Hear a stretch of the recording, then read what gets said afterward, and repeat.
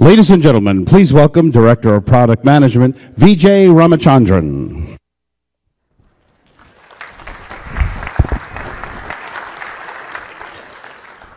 All right. Hello, my name is Vijay. I run the storage product management team at VMware for storage. I have with me my partner in crime, Alberto, who runs product marketing at VMware, again for storage. We also have a guest speaker here, Graham, who is from one of our good partners, NetApp. And Graham is going to be doing some demos on virtual volumes and so on. All right, so the topic of today is VMware's vision and strategy for software-defined storage. We're going to be talking about what we mean by software-defined storage and also be giving you a preview of what we are working on in terms of products that speak to this vision.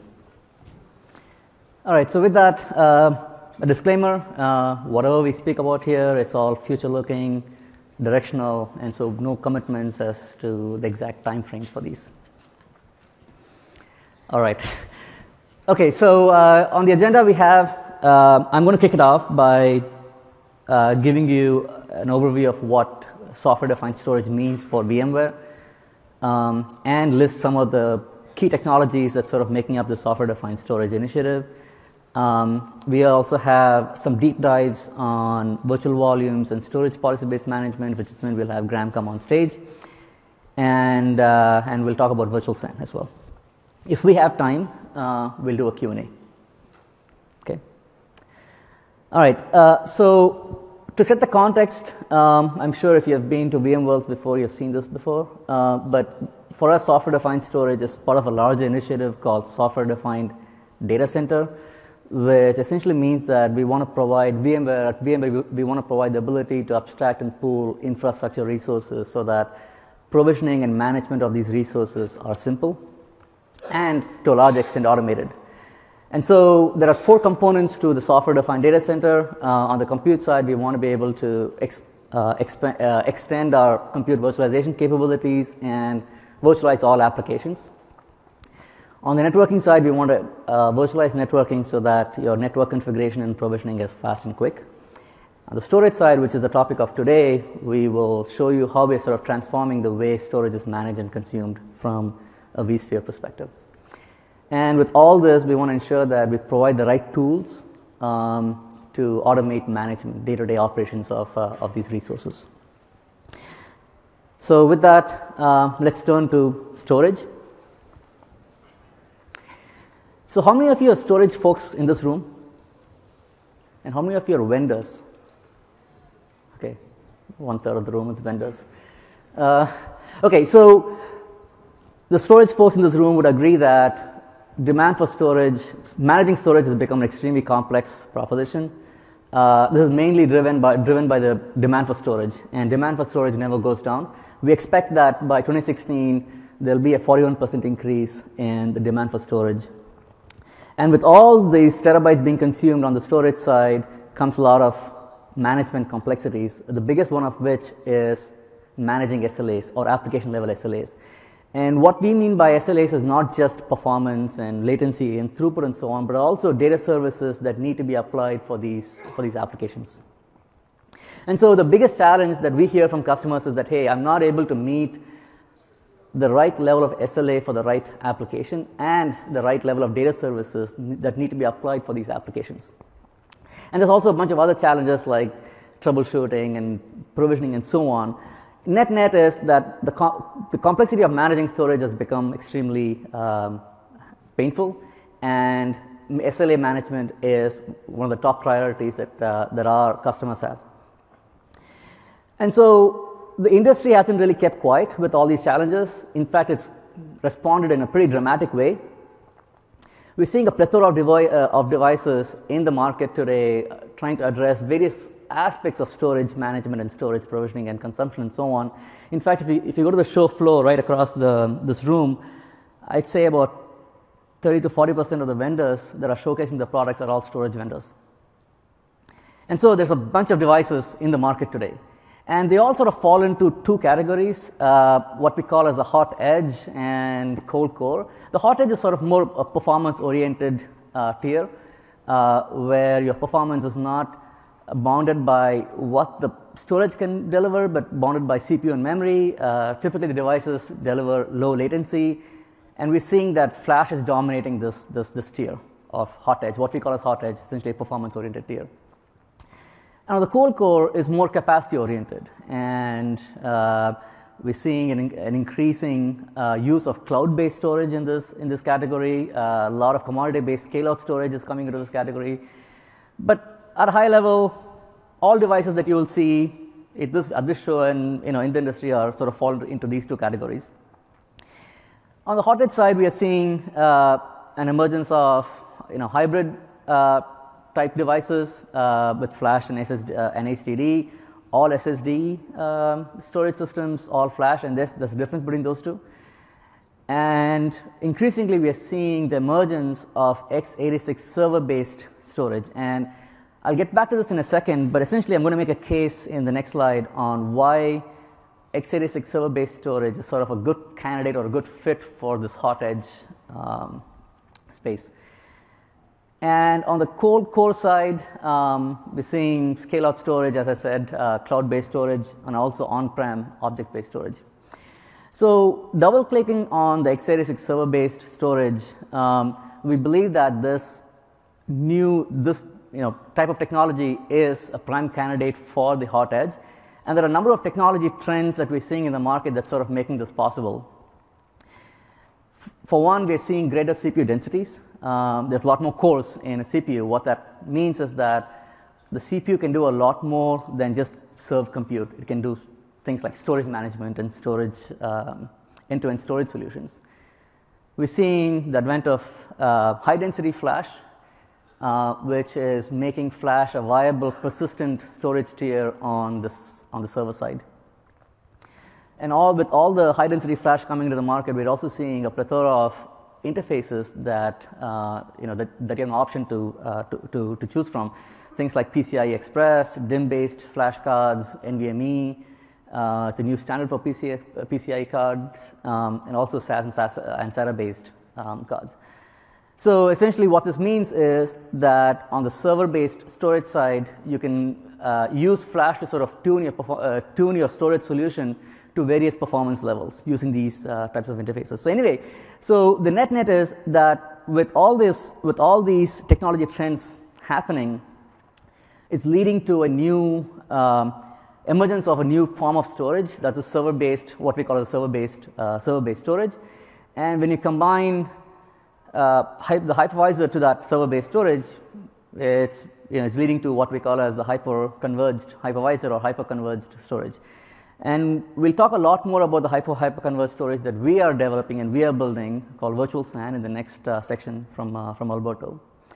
But the point here is that because of these trends, we believe that the server-based storage is going to dominate at some point the hot edge space.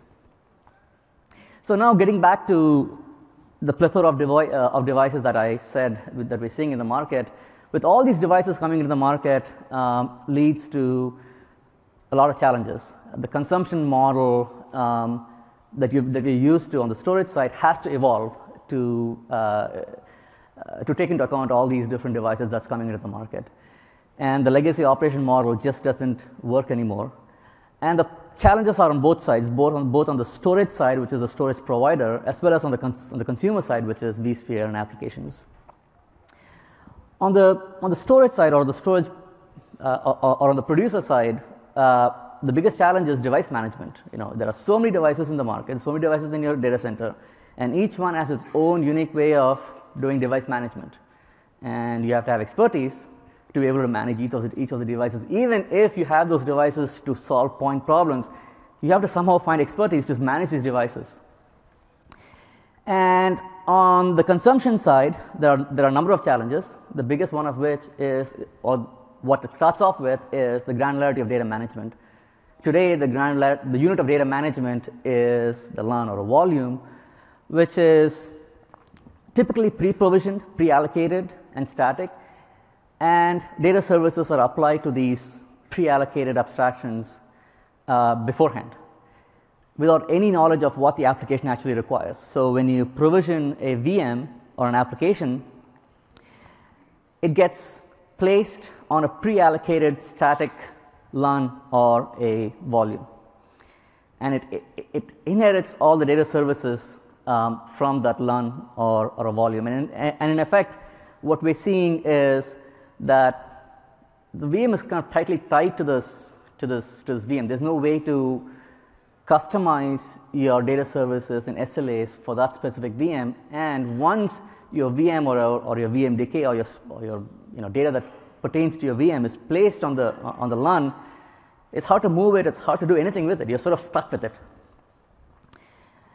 And so, to summarize this, the consumption challenges that we're seeing with storage, we're seeing challenges on both on the storage provider side, which is primarily driven by device management, but more importantly on the consumer side, because of the way LUNs and volumes are pre-provisioned and the way it's kind of statically assigned data.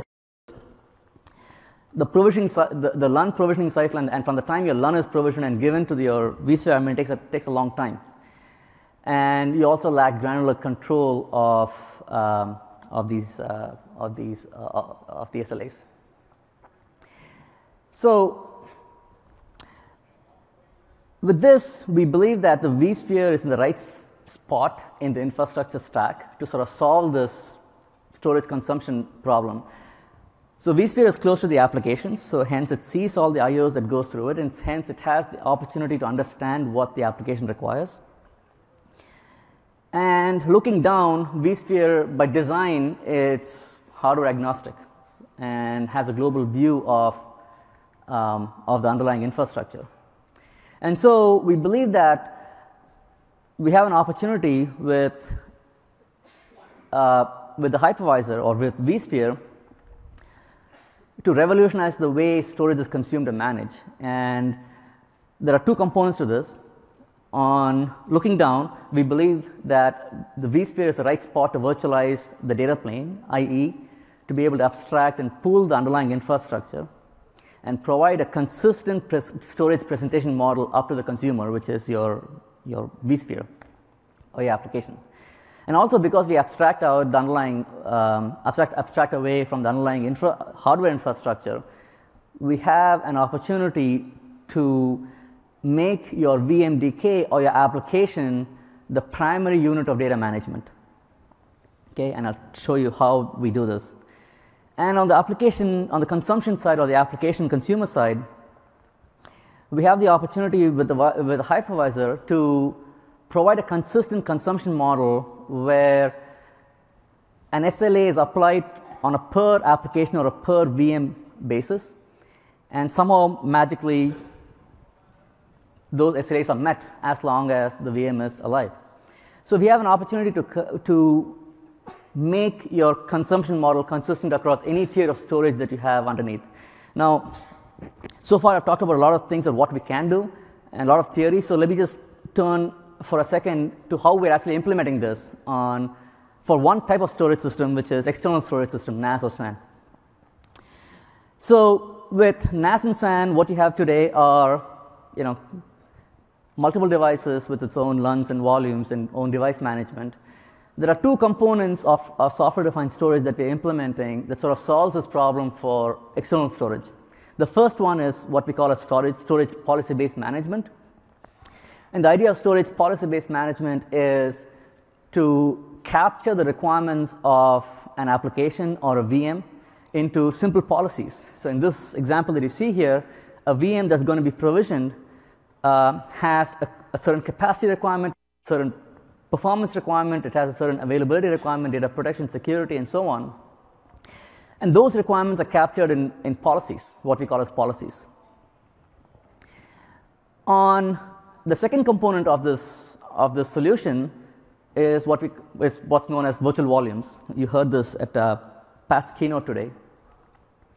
And virtual volumes allows you to abstract and pool the underlying the storage from underlying infrastructure, the storage infrastructure, and present a consistent presentation model back to the consumer, and that is in fact a virtual data store. Okay, so virtual volumes allows you to abstract away from the underlying hardware and present a single virtual data store back to vSphere. And not only that, virtual volumes allows you to publish the capabilities of the underlying infrastructure on a per virtual data store basis back up to the consumer. So in this example, I'm showing that the arrays that that's on the right is capable of snapshotting, is capable of remote replication, deduplication, and is capable of applying QoS at a granular in a granular manner. And so when a VM is provisioned, you no longer have these archaic abstractions called LUNs and volumes.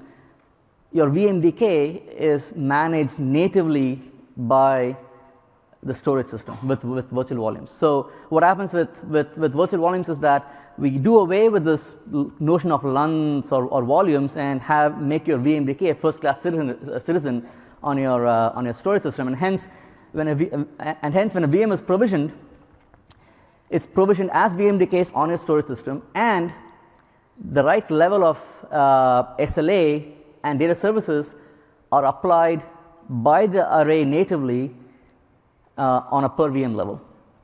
So in this case, in this example that I'm showing here, you're seeing that the specific VMDK that's being provisioned on the storage array will be snapshotted with a certain schedule, will be replicated, and will be applied some level of QoS, again at a per VMDK or a per VM level. You'll see a lot more of this in the demo that we'll show later, but this is just a conceptual model. And when you provision more VMs and more VMDKs, each one gets its own SLA and gets its own set of data services applied to it. And so to summarize, with the combination of storage policy-based management and virtual volumes, we have done away with the notion of LUNs and volumes. We have gone to a VMDK level data management unit and provided a simple way to capture policies at a per VM or a per VMDK level, and ensure that, and we make sure that the array, between the array and vSphere, that those requirements are always met. So what we have done with our vision for software-defined storage and what we have done with storage policy-based management is to move away from a hardware-centric model where you have statically assigned abstractions which are tightly tied to VMs, and hence leading to long provisioning cycles and inefficient use of resources, to a more application-centric model which can dynamically create resources and apply the right set of data services and SLAs on demand as those resources are being provisioned and consumed. So we've solved the problem of storage consumption with storage policy-based management and combination of storage policy-based management and virtual volumes. But the problem of device management still exists.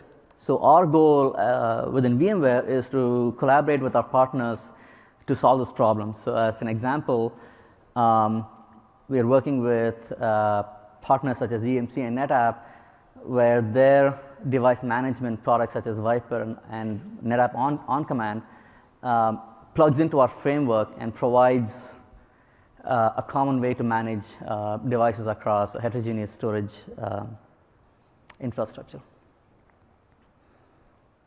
All right, so I talked about how we're solving this problem for external storage systems. We want to extend this to our own internal server-based storage. And again, to remind you, I made a case for why we believe that server-based storage is sort of the prime candidate for the hot edge.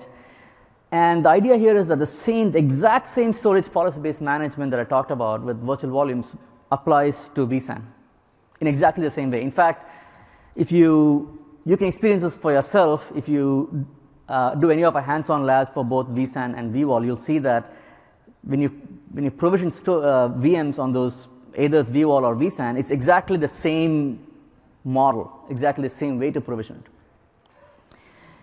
it. In the future, we want to extend this to vCloud Air or cloud-based storage as well.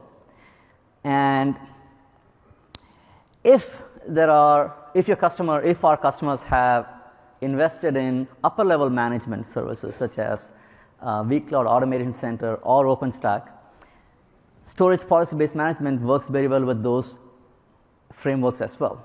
And the way it works is that the policies that you create at the vSphere level is exported up to the management layer, and when you provision VMs or applications from those management constructs, you can actually use those policies. In fact, there are a couple of sessions in this VMworld where we're showing the exact integration of storage policy-based management with virtual vCloud Automation Center as well as with OpenStack.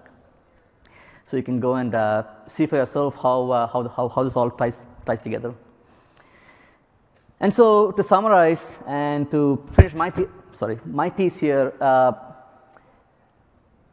our storage software-defined storage vision is composed of two major components. The policy-driven control plane, which allows a consistent way to express what's required for a VM, and a virtual data plane, which virtualizes abstraction pools from the underlying storage infrastructure and also provides virtual data services. We're not working on all this alone. We are actually, in fact, partnering with our ecosystem fairly well. And as an example of this, with EMC, we are working on, or we have an opportunity to work with EMC on integrating their Viper with our virtual volumes framework. And so in this model, if a customer has a heterogeneous storage infrastructure, they can use Viper to abstract out or provide a consistent way to interact with the heterogeneous storage systems through Viper and through virtual volumes. But of course, that's only an option. The customer can always go directly to and talk to the specific storage system. All right, so I'm going to close here with my part, and I'm going to invite Alberto, who's going to talk less theory and talk more about specific products and initiatives. Clicker. Thank you. All right, thank you, Vijay, and good morning again, everyone. Thanks for joining us again.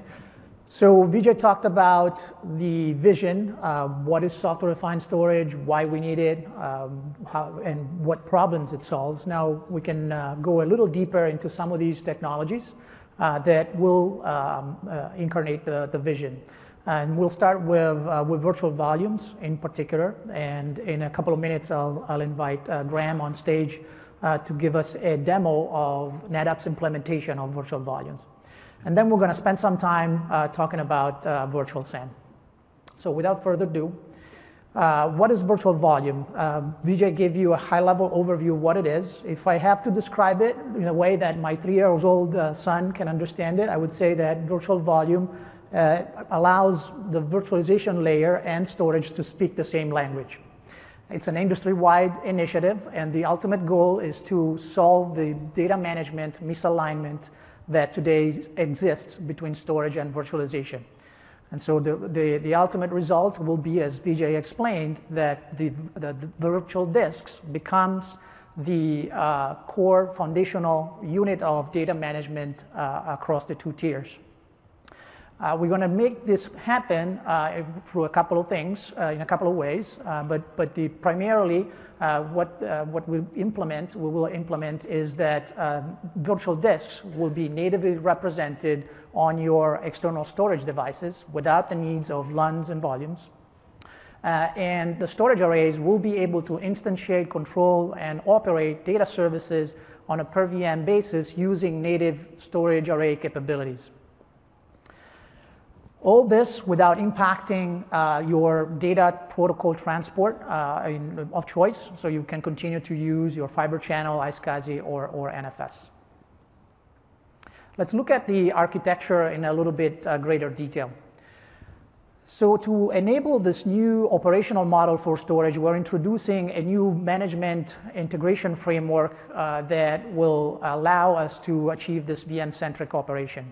And this new management and automation framework is essentially a bidirectional out-of-band control plane, control path. which is implemented at the vSphere level through the VASA APIs, or the next generation VASA APIs. And on the storage side, is implemented through a new component of your storage array firmware called the VASA provider. Now, each individual storage vendor has the flexibility to implement virtual volumes in their own specific way. And so different vendors will have different implementations, will continue to have diversity in the ecosystem in terms of devices and in terms of how the device will make use of the integration framework. With this new control path, the storage admin continues to focus on what it cares about, and in particular, capacity management, access management and control, as well as creating admissible services for the virtualization layer. As Vijay explained, capacity will be exposed and presented to the vSphere layer through a new construct called the virtual data store. The virtual data store will define the boundaries of your capacity pool. It will implement the access logic, and will also show and include the publish capabilities to the upper level. Publish capabilities are the capabilities that are available through your storage array of choice, and could be a very wide range of possibilities, again, depending on how your vendor of choice implements them. So in this case, we show things like snapshots, replication, deduplication, quality of service, but it could be encryption and other things. The VI admin on the other side will, at the same time, continue to focus on what he cares about, which is provisioning VM and provisioning SLAs to these VMs. We'll operate in a slightly different fashion. And the first thing he's going to do is create storage policies.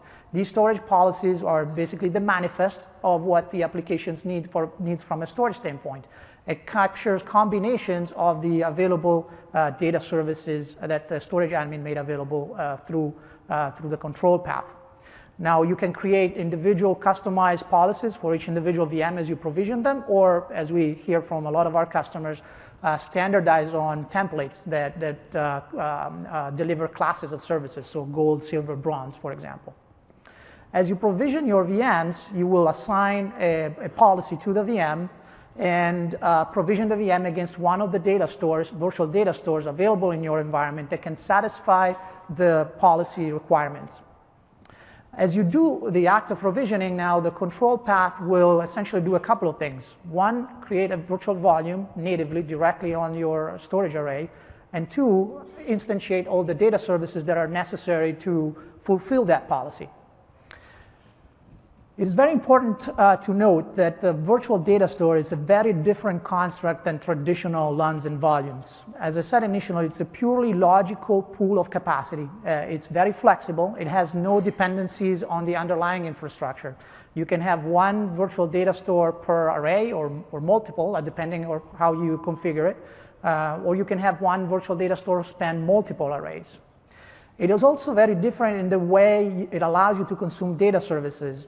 Unlike traditional LUNs that kind of give you a fixed menu, you have to go and eat all that is on the menu. You can't choose what you want to eat. The virtual data store is more of an a la carte option. You choose just the things that you want to eat from that menu on a VM per VM basis. And so as you create new VMs and you provision against the same virtual data store, you can now deliver differentiated SLAs on each individual VM, turning on and off only the data services that you need for that application. No more, no less. And this makes it much more flexible, granular, and efficient to provision storage on the fly to your VMs. One of the core objectives that we have with our vision of software-defined storage is really to deliver this dynamic composition of the storage service on the fly from the vSphere layer down on the array, and virtual volume is a great example of how we achieve it on external storage. Now, one last quick note on another important piece of the puzzle, the data path itself. The data path is separate from the control path. It continues to be based on your protocol of choice, as I mentioned, so Fiber Channel, iSCSI, or NFS. And inside your storage firmware, you will have another new component called the protocol endpoint that will allow the storage array to direct IOs from the VM to the appropriate virtual volumes that contains its data. All this using a single communication channel. So as we said initially, virtual volume is an industry-wide transformative initiative. It's very exciting to see the potential that this technology has in terms of transforming the way we consume storage today. We already have 29 partners signed up to deliver solutions that are virtual volume enabled. You see some of the names on the slide. There's many more. The great news that we talked about here at VMworld 2014 is that finally the technology is in beta, so it's coming really close to GA. And some of our customers are already playing around with it in their labs. So I'd encourage you to get in touch with your storage vendor and ask about how you can participate in their own beta program for virtual volumes. Last but not least, three of our key partners, virtual volume partners, HP, NetApp, and Dell, are announcing here at VMworld the general availability of arrays that are already virtual volume enabled. So as soon as the technology is released by VMware, you will be able to take advantage of virtual volumes with solutions from these three vendors. All right, at this point, I'll ask Graham to join me. Graham is from NetApp's Solution Product Management, and take us a little through NetApp implementation and vision. Thank you. All right, thank you. I'm gonna get started. Sorry. And thank you, VMware, for the invitation to share this session. So we've been working at NetApp on VM volumes for quite a while, and we're delighted that we're getting very close to being able to ship. One of the questions I commonly get is, why is NetApp investing in VM volumes? The one-word answer is innovation. So with VM volumes, we get to see virtual disks as unique objects, manageable objects within cluster data on tap. And we can treat them as first-class citizens along with LUNs and volumes, meaning we can set some of our unique data management abilities on those virtual disks. We can give customers the ability to set SLOs and policies on those virtual disks right down to the virtual disk itself. And we can do that today. We're supporting the VM volume beta with cluster data on tap 8.2.1, which is the shipping version. As Alberto mentioned, we're ready to support VM volumes right now. And what we can do, because we have a very rich set of data management abilities, we can allow customers to set these SLOs, allow you to use quality of service at the virtual disk, allow you to set data protection policies, replication policies, what we do for disaster recovery policies, and allow you to do that at a virtual disk level, but to a policy. So we're actually defining those policies up front. They'll be then consumed by the virtual administrators.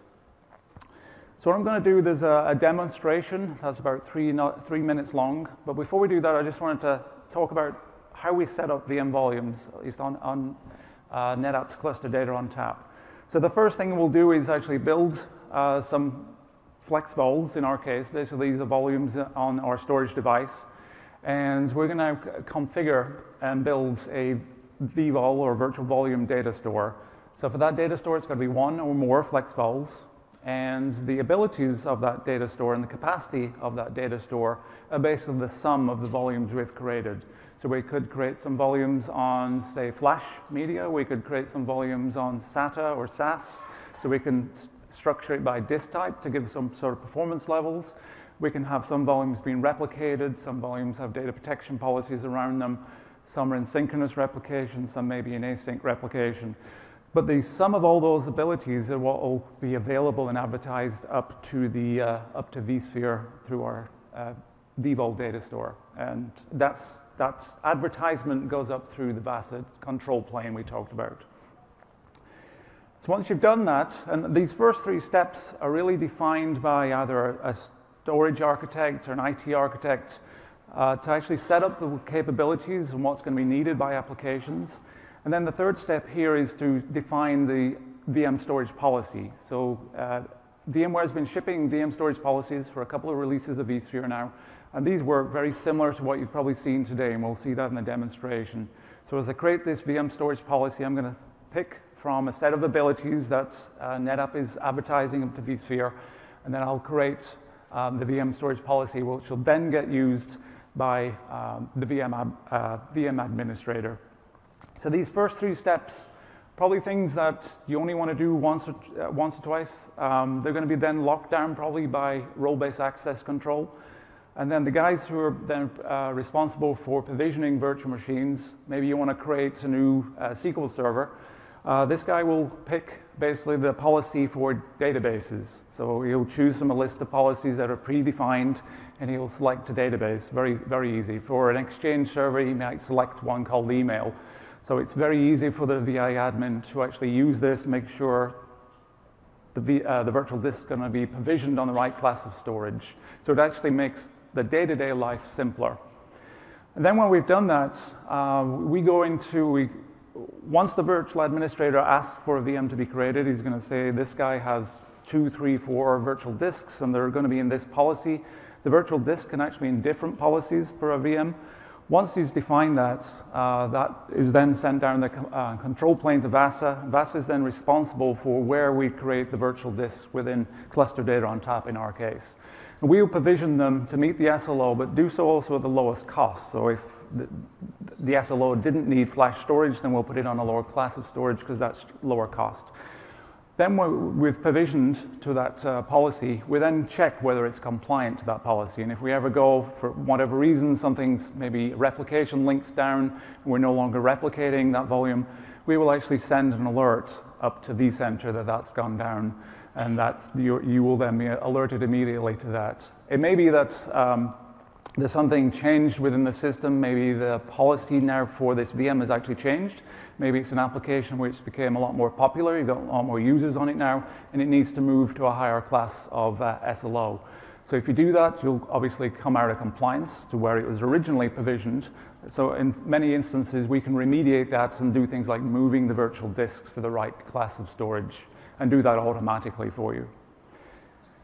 So let's start the demonstration. So what we're going to do is we started the 3rd step of that, which is to create the VM storage policy. So I'm going to create a new one here. I'm going to give it a name. And we're going to create this for business critical applications. And then in the description here, I can write whatever I want here. In this case, I wanted to basically write down how this storage policy was created and what it was its abilities. Now I'm going to create a rule set, and these should be very similar steps that you've seen before. Here I've selected the NetApp vendor provider, the VASA vendor provider, and I can start now look at a very rich set of data management abilities. So here I've said auto-grow. That means the volumes are going to keep growing until a preset value. I'm turning on compression and deduplication. I've chosen to use flash cache to actually accelerate the performance. And I'm now going to choose high availability, so we're using this in a HA pair, so if one of the controllers fails, it's going to be taken over. And I'm also going to select the disk type here, so I selected SATA as the disk type. I now get to review what data stores are available for that, and we actually see we have a VMworld data store here called Engineering DS that was available. I can now just do a quick, am I okay with that, and then click Next. So we'll see we've created this, this gold policy. I'm now going to go and clone a virtual machine. And actually, as I do the clone, I'm cloning from a template here. I'm going to select this policy when I do the clone. So I'll give my, my virtual machine a name, of course. So all the workflows here should be very, very similar to the ones you're already used to with traditional data stores. No real change. So I've selected the compute resource, and when I select storage, I'm going to go up to the storage policy here and select the policy I need for this VM. So here I'm going to pick gold, business critical apps, and it'll show I have one compatible data store, which is the VMworld data store, and it can meet those requirements. Then we're going to clone the machine and turn it on, and we'll take a look to see if it's now compliant to those policies. So this takes a few seconds to actually to do the clone. This is pretty much all real time.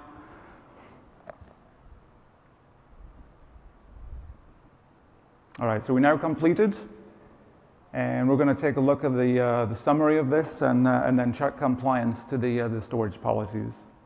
So we see we're actually shown as compliant right on the summary page, and I can actually go a little bit deeper as well and take a look at the actual storage policies here, and I'll see that all the virtual disks, and in this case, all the virtual disks are in the same policy, and they're showing they're compliant.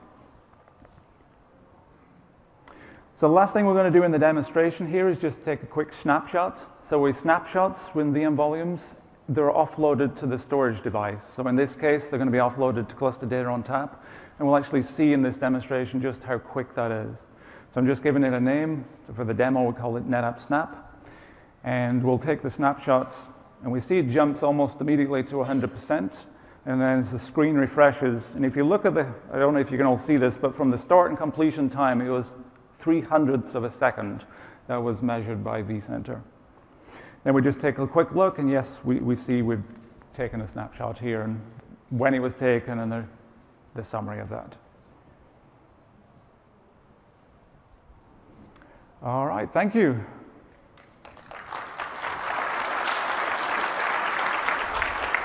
All right, thank you, Graham. That was phenomenal. It's really one of the great implementations of virtual volumes that you can see here at VMworld. I encourage you to go and check several of our partners' booths so that you can see their own version of virtual volumes implementations. Now, a few words before talking about virtual SAN on what we call software-based data services. Virtual volumes allows us to control data services from the native data services from the arrays and instantiate them on a per VM basis using policy.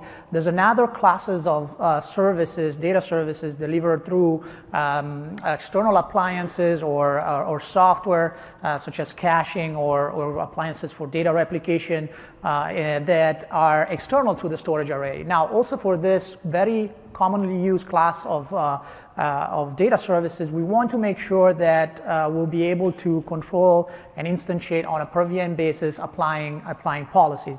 And so here at VMworld, we are announcing the beginning of a new ecosystem-driven initiative specifically targeted at these third-party software-based data services that we call IO filters. And the future release of a set of APIs that will address these objectives called vSphere APIs for IO filtering. With the outcome that down the line you're also going to be able to apply storage policies, and you also want to be able to control these data services through storage policies on a per VM basis. Excellent. So let's now talk about virtual SAN. And we have 15 minutes left, so I'll try to leave 5 minutes for Q&A at the end.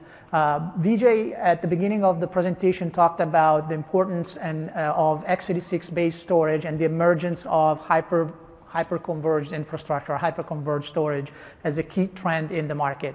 This is a space where we as VMware, we think can be a very differentiating and deliver considerable value to our customers because we own the market-leading hypervisor solution. Hyper-converged storage is all about combining compute and storage on a single platform, x86-based, and by owning the hypervisor, we can deliver a very tightly integrated solution that really maximizes customer value. And this is what we did with the introduction of virtual SAN. What is virtual SAN? At the high level, virtual SAN is a software-defined hypervisor converged storage solution. By enabling virtual SAN on your vSphere cluster, you will be able to create a shared data store pool available for storage consumption for your VMs by virtue of a couple of clicks. vSAN will scan the cluster, will identify the available drives in your hosts, and will create this distributed shared data store. The distributed shared data store looks and feels just like a regular virtual data store that you could consume from virtual volumes, for example. It is a hybrid data store in nature, in the sense that we use the SSD layer for performance acceleration through read-write caching. All the IOs will be written to this fast tier first, and they will leave in the SSD tier until the data is hot. As the data becomes warm, cold, the data is then destaged on the HDD tier. The virtual SAN data store is highly resilient. It has all the characteristics that you expect from an enterprise-level storage solution, in the sense that we protect and we ensure zero data loss against hardware failures. At the SSD level, we do it through cache mirroring, so we replicate the data across multiple nodes. And at the HDD level, we use a distributed RAID. The data store is highly scalable and elastic, so it can be scaled either out by adding more nodes to a cluster completely non-disruptively. You start with a minimum configuration of 3 nodes, and you can grow each individual data store to up to 32 nodes per cluster, same size of a DRS cluster. Or you can scale up by adding more disks to your existing nodes. We call it hypervisor converged because the architecture of vSAN is truly unique. It's unique in the sense that it's seamlessly embedded into the hypervisor. There aren't any other moving parts to vSAN. It's ESXi itself.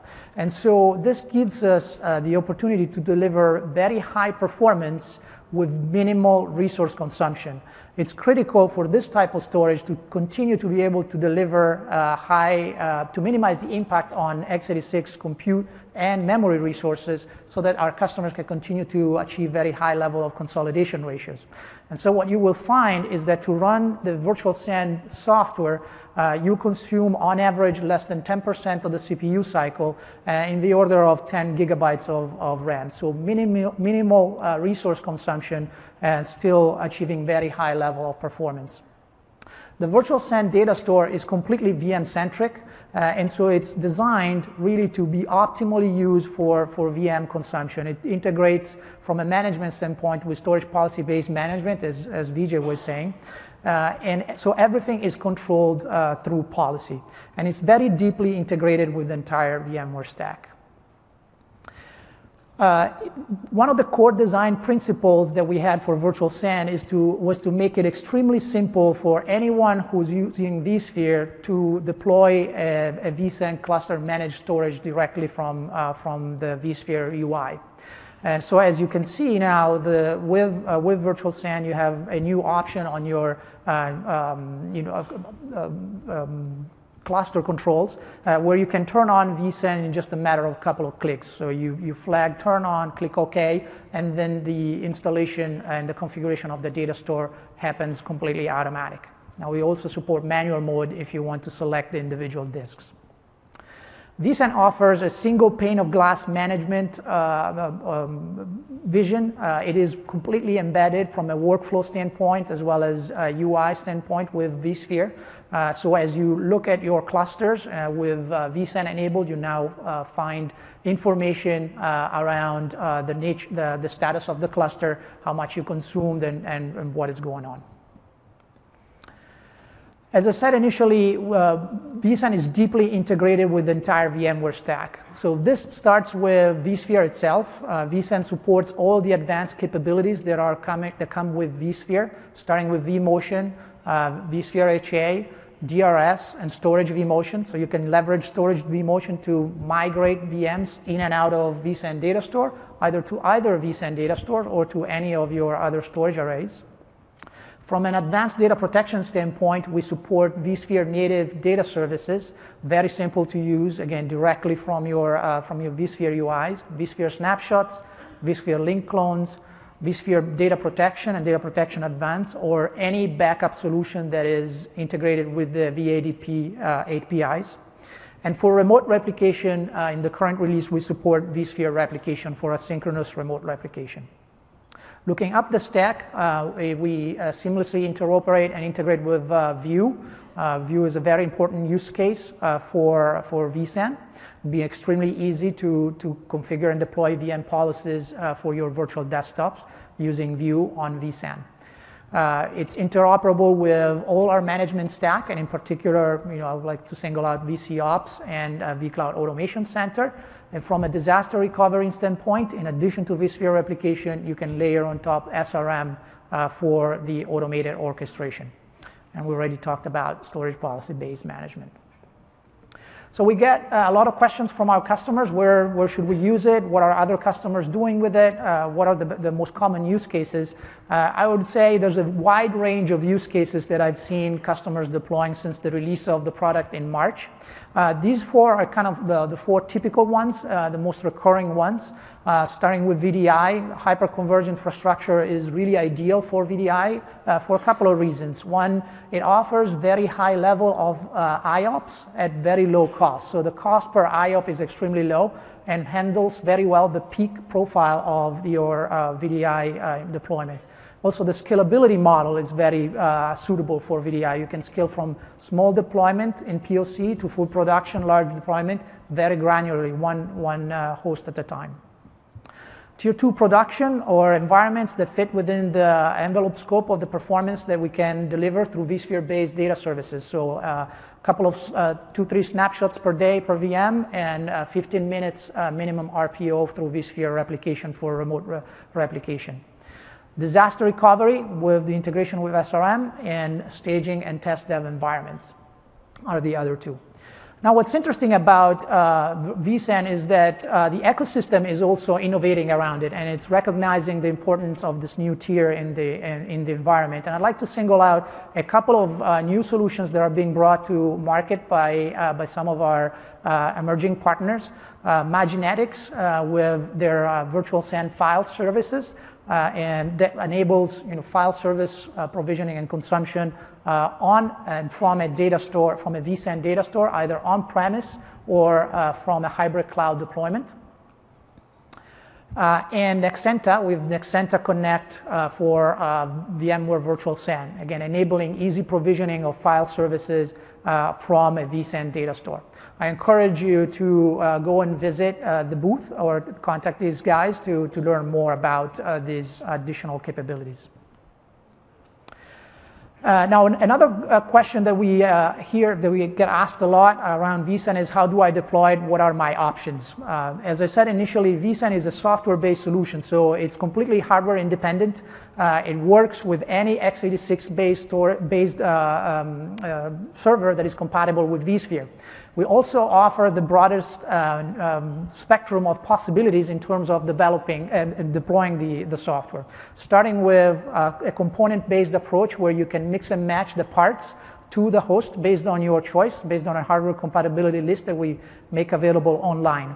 This is an option that a lot of our customers who want to just retrofit their existing environment are choosing, or some of the more sophisticated customers that want to certify specific parts.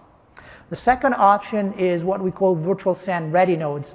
These are pre-validated server configurations from all major OEMs that come pre-populated with the right components in terms of SSDs, HDDs, and controllers, ready to deploy vSAN and very easy to purchase with a single hardware SKU. You see some of the names of our partners that are making available ready nodes. There's over 40 options in terms of configurations that are available today. And this is an option that a lot of our customers who are refreshing their infrastructure and choosing to deploy vSAN are starting with. Last but not least, and you heard a lot from the keynote earlier today, is this new option that we are just introducing today, VMware Evo Rail, to deploy the entire SDDC stack. vSAN is a core storage component of the Evo Rail architecture, and Evo makes it extremely simple and easy to purchase the entire stack and deploy it in a matter of minutes. So it's for customers that really value maximal ease of use and rapid deployment, and we're certain that we'll see tremendous adoption of this architecture as well. To finish up, as I said, vSAN has been in the market for about 5 months now. It's been an incredible start. We've seen unprecedented customer interest, and we're very excited about the opportunity that is bringing. We've won a bunch of awards at Interop, my favorite one at Microsoft TechEd, and we had over 300 customers in just 3 months. So tremendous interest, customers across the board, from large enterprises to small businesses, using the product in a variety of deployments. With this, I want to make sure that we leave some time for questions, so I'm going to wrap it up by just flashing here the some interesting sessions and things to do around software-defined storage here at VMworld. Thank you again for participating, and if you have questions, please go to the mics. Before you leave, remember to fill out the survey. There's a $25 price if you rate the survey, the session very well. So,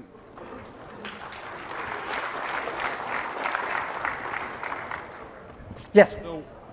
And Vijay and Graham, you feel free to join. so one question, the VSAN is accessible within the cluster. Is the VSAN volume accessible across clusters as well? So if you have a VSAN storage volume defined within a cluster environment, can another cluster access that storage as well? Does it effectively serve as a SAN across clusters? And how many replicas of data do you have, and what's the consolidation ratio? In other words, how much efficiency will you find? So a VSAN data store. We need a mic. Okay, can you hear me? Okay, so a VSAN data store cannot span multiple clusters, so it's contained within a cluster. And of course, if you have partner solutions like Nexenta or Magnetic, you can always present like a file share on top of VSAN. I'm sorry? To another cluster. To any cluster. But to be clear, the VSAN data store itself it's a cluster-wide thing. It's not cross-cluster.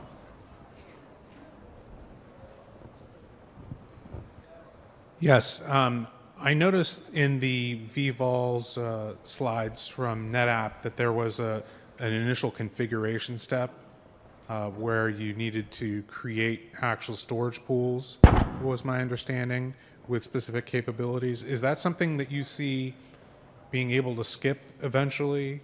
I kind of thought that was the point of vVols, was to skip the provisioning step at the deployment of the appliance. You need to, within the cluster data on tap can serve many masters, right? So it could be talking to physical Oracle instances, VMware instances, multiple VMware instances. So we need to define which part of the cluster data on tap is going to be providing the vVold data store. So you need to set aside some flex vaults within ONTAP that are going to be used for the data store. So there's no getting around, you have to provision some storage for the vVold data store. But once that's done, you can actually add more flex vaults to it, you can add more abilities to it over time, so it actually becomes very flexible, but at some point, you do need to provision that storage. Hi, what barriers are you running into that are barring you from being able to make vSAN a tier 1 recommendation? Well, so as I said, it depends on the use case that you're looking at, and the definition of tier 1 changes from customer to customer. The use case where we see the most adoption today from a production standpoint is confined within the performance characteristic of the vSphere-based data services. So if you're looking for very high snapshot performance, or if you're looking for zero RPO replication, we are not there yet. From a performance standpoint, the characteristics that and the amount of IOPS that we can deliver certainly matches what most applications in the data center requires. But it's going to be taking some more time to kind of make the general statement for any application. So mainly it's a feature set, not a performance.